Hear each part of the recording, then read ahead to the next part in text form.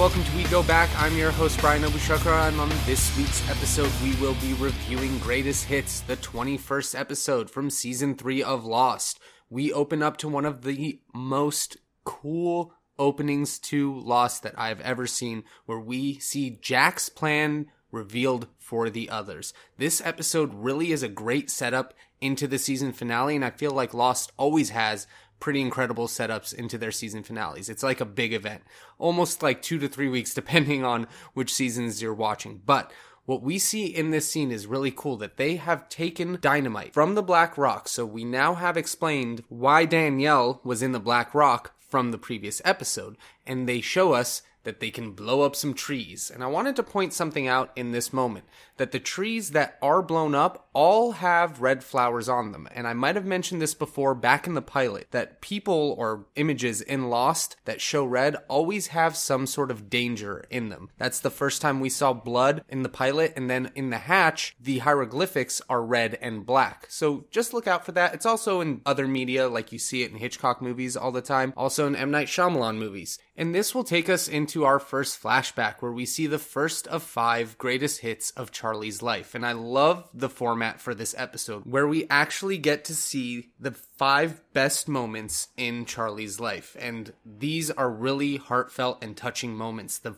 first one that we get to experience is the first time he hears You All Everybody played on the radio. And you could see, I love this flashback, you could see that Charlie doubts his band, is ready to quit and ready to give up, and then they hear their song. And it really is a great moment to watch Charlie really make it and feel like he's achieving his goal of becoming a rock star.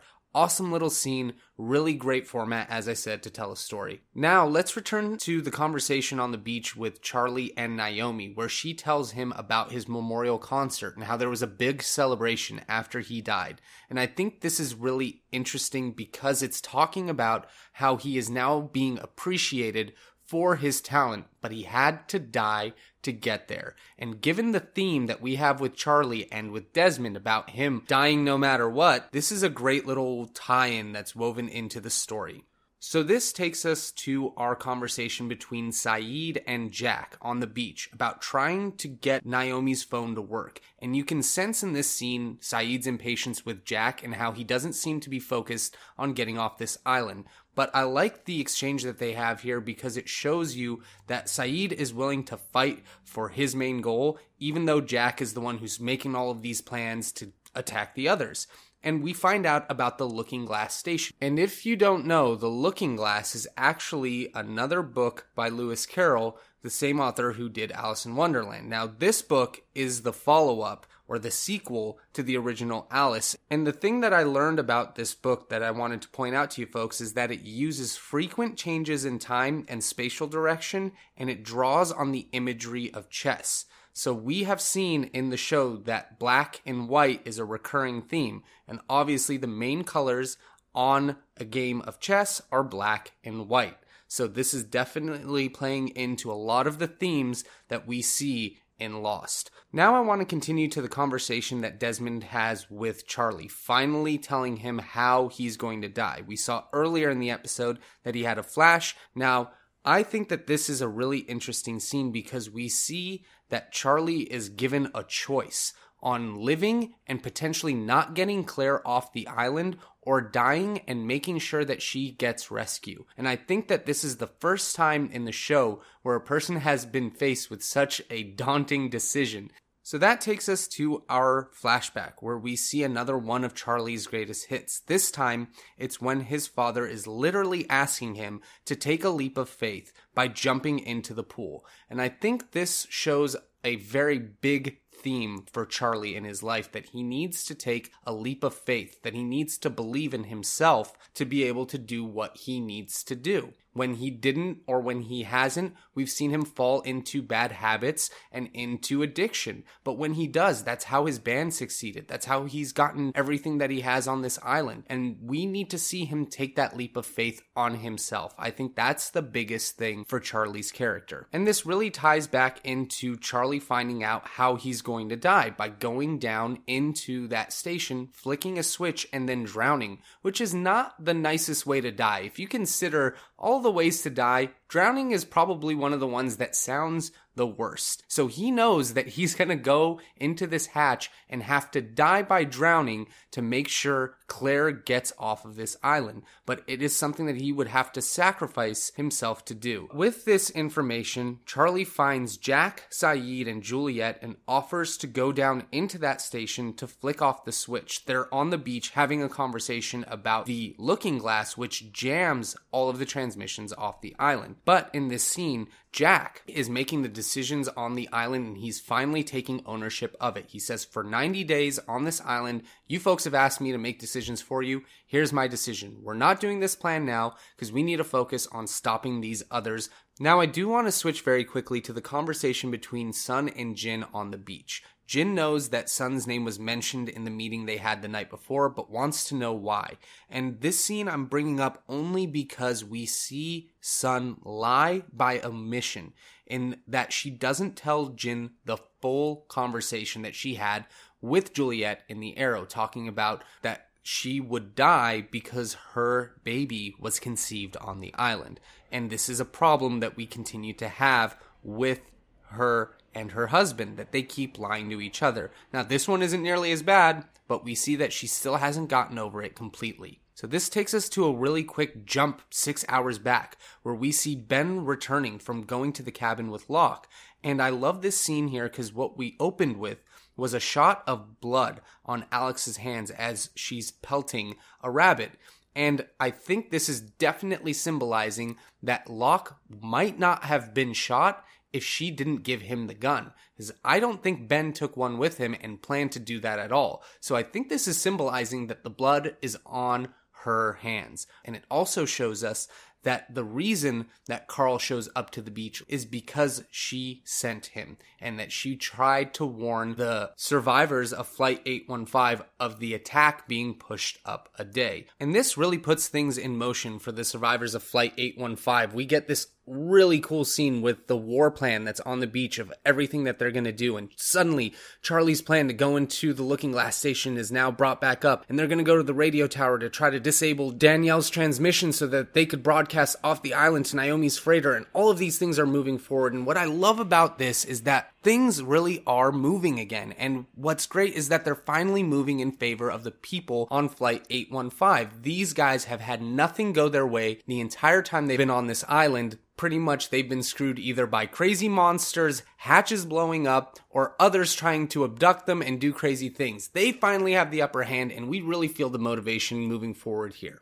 We'll now go into our flashback where we see Charlie get the DS ring that they named Driveshaft after. We find out that it was actually the name of his great-grandfather, Dexter Stratton. We now go to Charlie's number 3 greatest moment in his life, and that's when he gets the DS ring from Liam on his birthday. And what I really enjoy from this scene, and what is really interesting, is Liam believes that he is going to be the child that is favored. He's going to have a family and be successful, and Liam is going to be dead by 30. And I looked it up because that made me think, how old is Charlie when he's on the island? And I found out that he happens to be 28. And he happens to have all the problems that Liam ended up having as well. So I just thought that that was really interesting that that happened to him, because Liam ended up getting off drugs and having a family. And so does Charlie with Claire on the beach, and we can see that they are actually together and they are raising Aaron together. And this scene where he kind of says farewell to Claire but doesn't really tell her why, straight up made me cry. This was one of the saddest scenes I think I've ever seen, and his portrayal of that scene was really, really heartfelt. Now this takes us to number 2, where we see Charlie save Nadia's life in the alley when he was in England. And I think this scene is really cool because not only are we seeing Nadia again, so that's Sayid's love, and she gets saved by Charlie. She calls him a hero, and it is a great moment for him because we know how much Charlie is willing to sacrifice. This takes us back to the beach where Sayid has this conversation with Jack and tells him that he needs to lead the group to the radio tower. Sayid will stay behind in his place, and he is really telling Jack here that he believes in him as a leader, and that all of his doubt that he had before that he would possibly turn on them, this is him showing Jack that he will be loyal to him and he's willing to stay behind in his place and risk his life so that they could ensure to get off the island. And I did want to mention the scene here where Hurley tries to go with Charlie and help on their mission to the Looking Glass, but Charlie has to basically push him away because he knows what his fate is down there. And so he kind of gives his farewell to Hugo here, and man, if that didn't make me start crying again. That was so sad to see him have to say goodbye to his best friend. This takes us to our last flashback of the episode and our number one moment for Charlie, which makes us again cry. This entire episode is all about crying because we find out that his number one moment is the night of the crash. The first thing after a huge traumatic event in his life, and it's the number one moment was when he met Claire. And you know that he loves her, cares about her deeply, and wants to be there for her. So what he's doing and what he's willing to sacrifice, his life, to make sure she and Aaron get off the island is really noble. And he really is a hero. And I think this whole scene, this whole episode, and it really puts Charlie in a high regard. So as the episode is closing out, Desmond offers to go in Charlie's place. But Charlie tells him basically that he's not supposed to. He knocks him out and makes sure that he stays there because it really is meant for him to go. He believes and has faith in Desmond's vision and knows that he can see the future. So if he doesn't go down there, Claire is not going to get off the island. And he really, really is willing to risk his life to make sure that she will. So he dives down there and bites the bullet and he makes it through the moon pool and comes out the other end. And this place is definitely not flooded as we had been told earlier in the episode, which is not surprising considering that Ben's the one who told everyone it was flooded. So, we know this guy likes to lie to make sure he gets what he wants, but it's definitely occupied. There are two women in there and they got guns pointed right at Charlie. What a crazy setup episode, because we all believed Charlie was going to die at the end of this one, and we are now waiting because that doesn't look like it's flooded. We'll see next week's episode. Great setup. I'm going to get into emails for the first time in a little bit since we have some time on this week's episode. We're only doing this one episode before we go into the season finale. So, first episode comes from Philip. He says, Greatest Hits is the greatest example of a setup episode I can think of. Rarely has any episode in any TV series, which was basically leading directly into and setting up the season finale, been so riveting and involving. The on-island stuff outside of Charlie's greatest hits list is essentially a prelude to the action packed through the Looking Glass. While the flashbacks, when coupled with Charlie's actions on the island, particularly late in the episode during and after his conversation with Desmond, are among the show's most unabashedly sentimental and yet beautiful scenes. Dominic Monaghan gives his best performance in the role, and the episode is the finest achievement for Eddie Kitsis and Adam Horowitz as writers, and Stephen Williams' turn as director. A thrilling and exciting episode, sure, but also one of the most emotional of the series, even for someone who is generally non-emotional. Thanks for your email, man. I really appreciate your feedback. Really agree with all of your opinions there. And this takes us to our next email from Jess, who says, I'm not ashamed to admit that Greatest Hits brought tears to my eyes. Charlie's willing sacrifice in order to save every other Oceanic 815 survivor is very moving. Even if you're not a fan of the character, which I am, another strength of this episode is that although it clearly centers on Charlie, it finds time and space to give many characters of various importance, from Jack to Danielle, Saeed to Bernard, Desmond to Alex, some great moments of their own.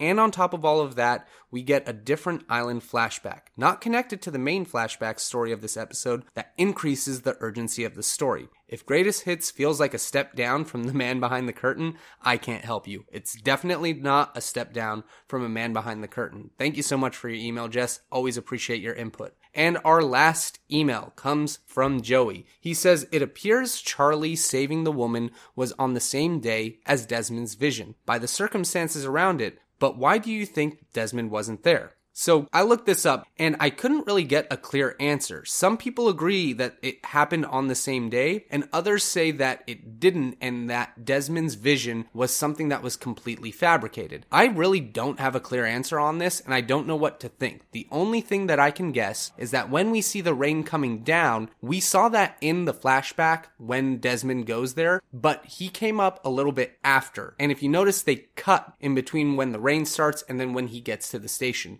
So maybe they just didn't show us that scene again. I'm not entirely sure. This is something that might have just been a loose end. Moving on with his email, the third season of Lost is undoubtedly sensational with many excellent episodes. These episodes have been riveting. What's happening or happened with John Locke, and for all the bullshit people have claimed we've been getting, there's nothing but answers if you've been paying attention. Phenomenal. Joey, thank you so much for your email. Folks, if you want to email me your thoughts, theories, or questions, wegobackpodcast@gmail.com. Love to hear from you. Next week, we will be reviewing the season 3 finale, Through the Looking Glass. Guys, get your thoughts in by Tuesday at the latest so I can make sure I can get them into the episode. You can also send me any of your questions on Twitter at KingLordBryan. But until then, think about what you watched and let me know what you thought, because that's the point. See you later.